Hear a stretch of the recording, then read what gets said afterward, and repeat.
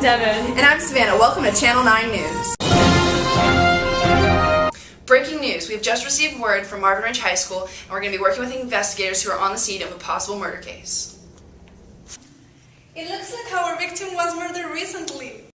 It looks like she was in her later teens. Everyone come over here. It looks like our murderer lost a nail while trying to kill our victim. It appears that the murderer has an abnormally large lunula, which means that if we can see the hands of the suspects, we can check their nails to help identify them. Let's dust for fingerprints. I found a fingerprint. What do fingerprints have to do with anything? Well, fingerprints are different for every person. It looks like the fingerprint belongs to Alex Powell. You're going to jail. Get your hands behind your back. Let's go. Okay, here we go. Thanks for the update on the investigation. Now to Marisol. Marisol, ¿qué está pasando en México ahora? Thank you, Savannah. Y buenas noches. Estamos aquí con Joaquín Sangre, que le vamos a hacer unas preguntas sobre la piel. Número 1. ¿Qué es el sistema tegumentario? Pues ese sistema es un sistema muy importante. Claro, es un sistema compuesto por la piel, las uñas y el cabello. Muy bien. ¿Cuáles son las funciones de la piel? Funcionan para protegernos y para darnos belleza.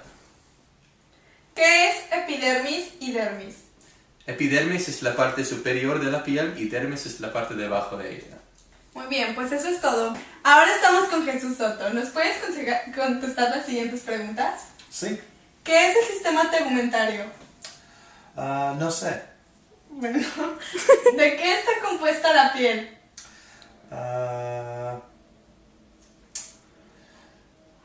De los células. ¿Cuáles son las funciones de la piel? Para proteger sus brazos o sus huesos y eso. ¿Qué es epidermis y dermis? Es el piel. Muchas gracias. Pues volvemos contigo, Savannah. Gracias, Marisol, por la información. Now for a health services update.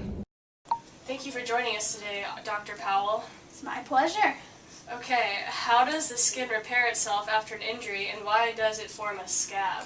That's an excellent question. Well, as you can see here, I have my patient who actually has a wound right now. And what happens is that the blood around the wound, it gets taken away so that we don't lose a lot of blood. And then there are proteins within the blood that help with forming a kind of like a barrier over it to keep it from getting infected and everything. That's what forms the scab. It's just like the little hard crust. And yeah. Are there any diseases the public should know about? There is. There's one called lupus, which my patient here has.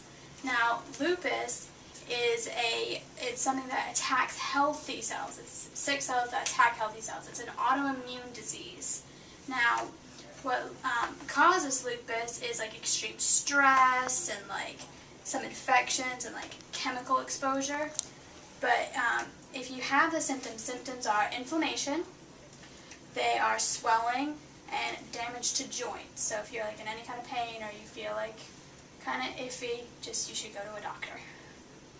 Thank you very much for joining us today. It's my pleasure. Thanks, Devin and Alex, for the health service update. Now for the weather report. Thanks, Devin. The weather today will be a high of 84 degrees with no clouds in the sky, so break out that hat and sunscreen to protect your skin so that it doesn't form melanocytes. And for you folks at home asking what exactly are melanocytes, they're skin cancer cells that can be developed when exposed to extreme sunlight. If you notice black pigment occurring on the skin, go to the doctor as soon as possible. Waxhaw will be getting nothing but sunshine today, so make sure to lather down in sunscreen over your erector pili muscles, which are small muscles attached to your hair follicles. You might not always know when you've been in the sun for too long, but your body does. A section of your brain called the hypothalamus controls thermoregulation. It issues instructions to your muscles, organs, and glands, and nervous system when it senses your core temperature becoming too high or too low. Here's the 3-step process that your body activates to help cool you down.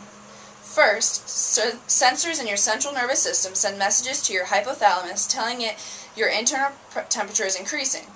Your hypothalamus, which controls thermoregulation, receives the message, and then your hypothalamus activates one of your several mechanisms to decrease your temperature. Most of us notice that when we are hot, we start sweating, and by that point, our minds already are trying to cool us down by telling our central nervous system to bring our capillaries closer to the surface so that our blood flow is closer to the surface and we can release more heat through radiation. That's all the time we have today. Back to you, Devin. Thanks for the weather report. Now over to Melanie for other sports news. Thank you. Today we are hitting the gym to see just how athletes prep their bodies for rigorous competition. Today I'm here with track Olympian Taylor as she trains for the Marvin Ridge High School Track and Field Invitational. Taylor, would you mind giving us a few tips and pointers? Sure. Make sure you always put good food into your body. Your body is like a race car. You need to fuel it to go fast. Also, sleep is very important. 2 nights before a big event is the most important night for sleep. You need to make sure you stay hydrated too. Now give us the exclusive on athletes using steroids. None of my teammates use steroids, but the effects of steroids can be drastic on the body. Steroids may weaken the middle muscle layer of the heart while leading to the cardiovascular complications. Ligaments and tendons also stand at an increased risk of tearing or other damage during steroid use. Steroid use can have an effect on the user's skin by affecting the skin's pores and causing roughness in the skin's texture. Yes, indeed. Now we talk to Taylor's athletic trainer, Alexis. Alexis, would you mind telling us about what exactly happens with an athlete's body during this training? Sure. Hi. During an athlete's training, they sweat. Sweat is a mixture of sodium chloride and potassium that exits the body out of sweat glands, which can be found in any region of the body. These tubular glands help regulate body temperature during athletic activity. Sweat glands can be subdivided into 2 types of glands, epicrine and eccrine. The eccrine glands are major sweat glands of the body with higher concentration on the palms and soles.